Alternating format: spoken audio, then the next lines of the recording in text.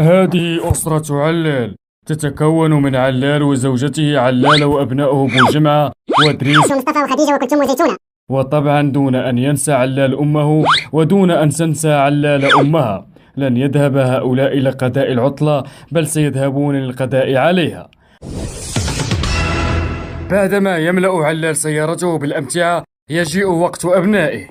هدريس، انت لصق في الباب وجلس عوج مستعفى، غادي تخرج شويه بحال ليلى غادي تعنقخو. وحياة بنتي، انت رقيقه جلسي بين مصطفى ودريس، وانت ربيعه غادي تعطي الباب بظهرك ودخلي. وانت بوجمع راسك كراس، اطلع انت حدايا، غادي نديرك في الدراقه ديال الشمس. أمي مال امك؟ فين غادي تركب؟ حداك. وأنا فين غادي نركب؟ حدا امك. وأمك أنت ومال امي انا؟ فين غادي تركب؟ امي غادا تسوق بينا، سوقك انتي.